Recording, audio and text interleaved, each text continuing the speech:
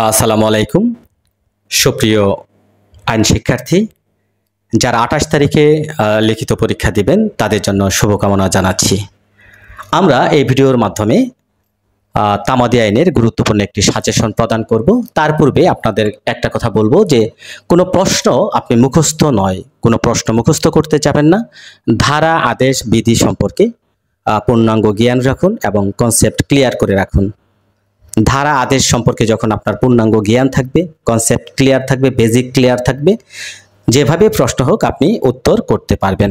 ওকে, তো আমরা এই ভিডিওর মাধ্যমে তামাদি আইনের একটা শর্ট সাজেশন আপনাদেরকে প্রদান করব। আমরা সবাই জানি এই যে তামাদি আইন 1908, এই তামাদি আইন থেকে আপনি লক্ষ্য রাখবেন এখান থেকেও কিন্তু 15 নাম্বারের একটা প্রশ্ন আপনাকে লিখতে হবে এখান থেকে। তাহলে প্রশ্ন থাকবে কয়টা? প্রশ্ন থাকবে দুইটি, প্রশ্ন থাকবে দুইটি, উত্তর করতে হবে একটি। তামাদি আইনের এই 15 নাম্বারের ছোট একটি আইন থেকে আপনি কিভাবে সহজেই 15 নাম্বারের প্রশ্নটি কমন পেতে পারেন সেই সম্পর্কে আজকের এই ভিডিওতে আমি আপনাদেরকে একটা সাজেশন প্রদান করব। তো দেখেন, তামাদি আইনের এই 15 নাম্বার থেকে একটি প্রশ্ন আপনি কমন পাবেন। দুইটা প্রশ্নের মধ্যে লিখতে হবে একটা প্রশ্ন। তাহলে সহজ টেকনিক। তামাদি আইনের ধারা কয়টা দেখেন? তামাদি আইনের ধারায় হচ্ছে মাত্র 29টা ধারা। এখানে এই ধারাগুলোর মধ্যে গুরুত্বপূর্ণ যে ধারাগুলো, এই ধারাগুলোর কনসেপ্ট আপনার ক্লিয়ার রাখলেই আপনি কিন্তু এখানে তামাদি আইন থেকে সহজেই একটা প্রশ্ন কমন পেয়ে যাবেন। এবং এই তামাদি আইনের একটা বিষয় লক্ষ্য করবেন, একদিনের মধ্যে কিন্তু আপনার এই তামাদি আইনটা আপনি ফুল প্রিপারেশন নিতে পারবেন। তো তামাদি আইনের আমি ধারাভিত্তিক যে সাজেশনটা লিখিত পরীক্ষার্থীদের জন্য দেব, প্রথমেই আমি দেব 3 ধারা, খুবই মোস্ট ইম্পর্টেন্ট এই ধারাটি। এই ধারা থেকে বিভিন্ন রকমের প্রশ্ন করা হয়েছে। আমি যদি একটু আপনাদেরকে এই ধারা থেকে প্রশ্নগুলো দেখাই, একটু ওয়েট করবেন। তামাদি আইনের 3 ধারা থেকে আমি যদি প্রশ্নগুলো দেখাই, অনেকগুলো প্রশ্ন এখান থেকে করা হয়েছে। দেখবেন তামাদি আইনের 3 ধারা। তামাদি বারিত মোকদ্দমা বলতে কি বোঝায়? পক্ষগণ একমত হয়েও তামাদি মেয়াদ বৃদ্ধি করতে পারে না। আপিল আদালত কর্তৃক তামাদি বারিত আপিল গৃহীত নিষ্পত্তি হলে আইনগত পরিণাম কি? ঠিক আছে, এই যে ইত্যাদি। তামাদি বারিত বলতে কি বোঝায়? পক্ষগণ একমত হয়েও তামাদি মেয়াদ বৃদ্ধি করতে পারে না। তামাদি আইন হচ্ছে শান্তির আইন, ব্যাখ্যা করুন। এই প্রশ্নগুলো মোস্ট ইম্পর্টেন্ট এখান থেকে। তারপরে আপনি এখান থেকে চলে যাবেন, প্রথমে আমি বলবো 4 ধারা। এখানে দেখবেন বন্ধে, তামাদি মেয়াদ যদি বন্ধের দিন শেষ হয় তাহলে প্রথম খোলার দিন তামাদি গণনা শুরু হবে, সেদিনই মামলা দায়েরের শেষ দিন বলে গণ্য হবে। এখান থেকে প্রবলেমেটিক প্রশ্ন হতে পারে। তো 5 ধারাটা হচ্ছে মোস্ট ইম্পর্টেন্ট। এটা হচ্ছে বিলম্ব মওকুফ বা কন্ডেমনেশন অফ ডিলে। 5টি ক্ষেত্রে কন্ডেমনেশন অফ ডিলে বা বিলম্ব মওকুফ হয়, এগুলো পড়বেন। অবশ্যই এখান থেকে প্রশ্ন হওয়ার সম্ভাবনা আছে। 6, 7, 8 এবং 9 এই ধারাগুলো থেকে কিন্তু প্রশ্ন হলে একটা প্রশ্ন হতে পারে। এই যে লিগ্যাল ডিসেবিলিটি থেকে প্রশ্ন হতে পারে। তো 12 ধারা আইনগত কার্যধারায় সময়, হ্যাঁ, কোন কোন ক্ষেত্রে আইনগত কার্যধারায় সময় ব্যয়িত হয়, হ্যাঁ, আইনগত কার্যধারার যে তামাদি মেয়াদ, এই বিষয়গুলো কিন্তু 12 ধারাতে বলা আছে। তারপরে আপনি শর্ট সাজেশনে যদি আমি যাই, আপনি এখানে দেখবেন 18 ধারা, 24 ধারা থেকে প্রবলেমেটিক প্রশ্ন হতে পারে। তারপরে হচ্ছে 26 এবং 27, 28 ধারা। এই ধারাগুলো এখানে মোস্ট ইম্পর্টেন্ট হিসেবে এখানে আপনাকে কাজ করবে। পাশাপাশি 18 ধারার সাথে 23 ধারাটা ধরে নিতে পারেন। 23 ধারা, তো প্রিয় ভবিষ্যৎ আইনজীবীগণ, এটা হচ্ছে ধারাভিত্তিক। এখানে আমি বললাম ধারাভিত্তিক আলোচনাগুলো। এই প্রত্যেকটা ধারার কনসেপ্ট আপনাকে এখানে ক্লিয়ার করে রাখতে হবে। 3 ধারা, 4 ধারা, 5 ধারা, 6, 7, 8, 9 লিগ্যাল ডিসেবিলিটি, 12 ধারা আইনানুগ কার্যধারায় তামাদি গণনা, 18 ধারা প্রতারণা, 23 ধারাতে হচ্ছে চুক্তি, বারবার চুক্তি ভঙ্গের ফলাফল। 24 ধারা থেকে প্রবলেমেটিক প্রশ্ন হয়। এখানে 27 ধারা থেকে প্রবলেমেটিক প্রশ্ন হওয়ার সম্ভাবনা আছে।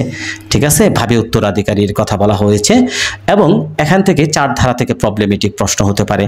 4 ধারা থেকে উদাহরণগুলো আপনি ভালোভাবে পড়বেন, 23 ধারা পড়বেন, 27 ধারা থেকে উদাহরণগুলো ভালোভাবে পড়বেন, 24 ধারার একটা গুরুত্বপূর্ণ উদাহরণ আছে, এই উদাহরণগুলো পড়বেন। ওকে, তো এখন দেখেন এই যে তামাদি আইনের ধারাভিত্তিক আলোচনাগুলো করলাম, এই ধারাগুলো থেকেই আপনাকে কি করতে পারে, এখান থেকেই একটা প্রশ্ন কমন পেতে পারেন। তো এখন দেখা যাক আমাদের অনেকগুলো অনুচ্ছেদ আছে, এই গুরুত্বপূর্ণ অনুচ্ছেদগুলোর মধ্যে কোনগুলো আপনি পড়বেন, কোনগুলো আপনার এখানে প্রশ্ন হতে পারে। কারণ দেখেন তামাদি আইনের দুইটা প্রশ্ন থাকবে, প্রথমে বলেছি দুইটি প্রশ্ন থাকবে। আপনি যদি একটা প্রশ্ন মাত্র কমন পেতে চান এগুলোই যথেষ্ট। আমি মনে করি একটা প্রশ্ন কমন পাওয়ার জন্য এই ধারাগুলোই আপনার জন্য যথেষ্ট। এখন দেখা যাচ্ছে দুইটা প্রশ্নের মধ্যে যদি আপনি রিস্ক না নিতে চান, তাহলে তামাদি আইনের যে আর্টিকেলগুলো আপনাদেরকে বলবো, এখানে এই আর্টিকেলগুলো অবশ্যই পড়বেন। প্রবলেমেটিক প্রশ্ন হতে পারে, বর্ণনামূলক প্রশ্ন হতে পারে। যেমন ধরেন তামাদি আইনের অনুচ্ছেদ 120, 181 এর মধ্যে পার্থক্য। তাহলে 120, 181 এর মধ্যে পার্থক্যটা জেনে নেবেন, পার্থক্য, ঠিক আছে। তারপরে 142, 144 এর মধ্যে পার্থক্যটা জেনে নিতে হবে, ঠিক আছে। এখন দেখেন 120, 181, 142, 144 গুরুত্বপূর্ণ এখানে আর্টিকেল। এখন দেখেন এখানে আরো কিছু গুরুত্বপূর্ণ আর্টিকেল আমি বলবো যেগুলো থেকে প্রশ্ন হতে পারে, ঠিক আছে। গুরুত্বপূর্ণ আর্টিকেলগুলো আমি আপনাদেরকে বলবো। যেমন ধরেন 3 আর্টিকেল, তারপরে হচ্ছে 113, 114 এগুলো পড়বেন। তারপরে হচ্ছে 91, 95 এগুলো পড়বেন। 32 আর্টিকেল গুরুত্বপূর্ণ এখানে। তারপরে হচ্ছে 116টাও দেখে নিতে পারেন, 116 আর্টিকেলটা একটু দেখবেন, ঠিক আছে। অগ্রক্রয়ের মামলা 10 আর্টিকেলটা পড়বেন, 10 আর্টিকেল। তারপরে এখানে দেখা যাচ্ছে এই যে আপিল সংক্রান্ত যে তামাদি মেয়াদ 150 থেকে 157, এটা তো আপনারা সবাই পড়েছেন। 150 থেকে 157 এই আর্টিকেলগুলো খুবই গুরুত্বপূর্ণ, এখানে পড়ে নেবেন, ঠিক আছে। এই যে একতরফা রদ, একতরফা ডিক্রি বাতিল, এখানে 182, 83 আর্টিকেলগুলো মোস্ট ইম্পর্টেন্ট। 82, 183 এই আর্টিকেলগুলো আপনি পড়বেন। তাহলে আমি মনে করি 176, 77 এটাও পড়বেন।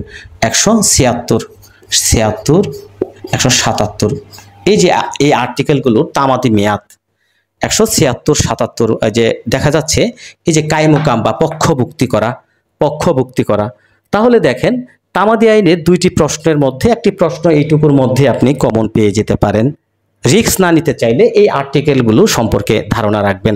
যেমন ধরা যাচ্ছে 120, 181 তামাদি মেয়াদ এবং এদের মধ্যে যে পার্থক্যগুলো আছে, 142, 144 আর্টিকেলের মধ্যে পার্থক্য।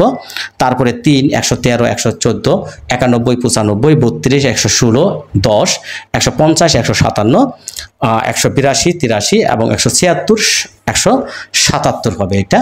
এই আর্টিকেলগুলো আপনি কি করবেন, ভালোভাবে কনসেপ্টটা ক্লিয়ার করে রাখবেন। এই যে আমি এই ভিডিওর প্রথমে একটা কথা বলেছি, কি বলেছিলাম, প্রশ্ন মুখস্থ নয়, বুঝে শুনে ধারাভিত্তিক প্রস্তুতি আপনি নিয়ে রাখুন। ধারার বেসিক সম্পর্কে আপনার যদি কনসেপ্ট ক্লিয়ার থাকে তাহলে ইনশাল্লাহ অবশ্যই আপনি এখানে সফল হবেন এবং আপনি কৃতকার্য হবেন। এটা হচ্ছে আমার টেকনিক। তো ভিডিওটি ভালো লাগলে শেয়ার করবেন, অন্যদেরকে দেখার সুযোগ করে দিবেন। সবার জন্য শুভকামনা থাকলো। যারা আইনের শিক্ষার্থী 28 তারিখে লিখিত পরীক্ষা দিবেন তাদের জন্য অবশ্যই শুভকামনা থাকবে। প্রস্তুতি হোক সেরা, পরীক্ষা হোক ভালো, এই শুভকামনা। আল্লাহ হাফেজ।